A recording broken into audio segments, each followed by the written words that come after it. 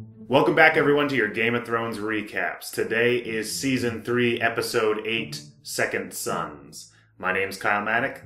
Let's get right to it. In Yunkai, the Second Sons, a mercenary troop hired by the city, pay Daenerys a visit. Their leader tells them that they have over 2,000 members and will defeat Dany's army of 8,000 unsullied. Because they're warriors, not mathematicians. Dany suggests they fight for her instead. The Second Sons confer, but decide to kill her, choosing the handsome Daario Naharis for the task. Daario sneaks into her tent, but joins her side when he sees her naked, and proves he's a loyal guy by giving her the heads of his former friends. Meanwhile, in Dany's ancestral home of Dragonstone, Davos is reading a book by Maester Seuss. Stannis asks Davos if he's learned his lesson and lets him out of his time out. Melisandre gets Gendry alone and starts to tell him how special his blood is right before she tries to kill him. Oh, wait, what? That's not what killing looks like. Kind of the exact opposite, actually. As they go at it with the ferocity of Paul, baby. Melisandre ties Gendry up, ratcheting up the kink factor. This is all new to Gendry, but he looks at what's happening on top of him and just goes along with it. Because, come on, boobs. But then things get really weird when Mel takes out some leeches and puts one where she just was. If you know what I mean.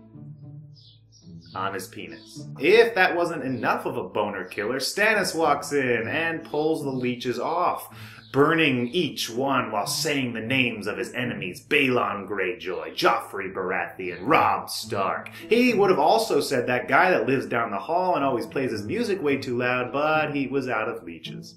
Elsewhere, Arya tries to wake up the Hound, but can't find an alarm, so she gets the next best thing, a giant rock. Just as she is about to get him out of bed by smashing his head in, the Hound tells Arya that he plans to ransom her to her brother and mother, who are headed to the Twins for her uncle's wedding. Wait, Arya's about to be reunited with her family? Yes, finally, some Stark happiness! This is going to end good. Up north, Sam and Gilly discuss what to name her son. Gilly doesn't know the names of any boys, so Sam suggests the whole list. Samwell, Samwise, Frodo, The Rock, Batman. Gilly tells Sam she doesn't like any of these and decides to name him Edward Cullen. Women. They take shelter in an abandoned hut and Sam fails at fire. Again.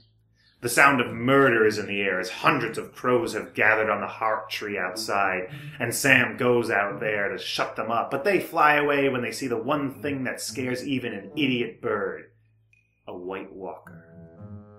Sam surprisingly doesn't crap his pants and instead tries to defend Gilly, but the walker just freezes his sword to death and goes after the baby. Sam then remembers the long, hard thing in his pants and sticks it right into the White Walker's backside, which turns it into a block of ice. Seems the knife he found is the one thing that can stop the walkers, so naturally, Sam leaves it on the ground and runs away. Finally, King's Landing is abuzz over the wedding of the century. Sansa Stark and Tyrion Lannister together at last. Okay, yeah, so Sansa's not getting the wedding she always dreamed about, but her dad's dead, the rest of her family are enemies of the state, and she's pretty much sold like a cow. But things aren't really that bad. I mean, she's marrying a rich guy. That's all that matters, right? At the wedding, Cersei gets really mad when Margaery calls her sister, which is odd as Cersei will be her mother-in-law once she marries Joffrey.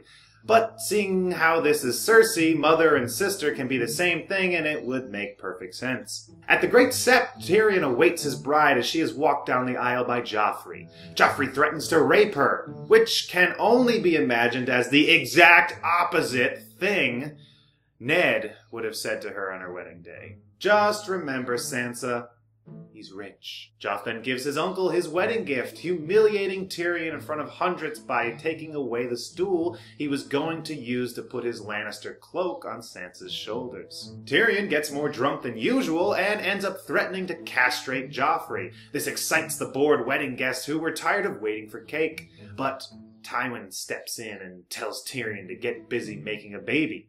Sansa and Tyrion go upstairs to their bedroom. She begins to undress but doesn't really want to have sex, and he passes out drunk on the couch, giving them an accurate preview of what marriage is really like. Arya tries to wake up the Hound by putting a sword through his head, and Tormund Giantsbane tries to make snow angels in the grass. Thank you guys so much for watching this Game of Thrones recap. Today was Season 3, Episode 8, Second Sons. Make sure you tune in next week for our Episode 9 recap. My name's Kyle Maddock.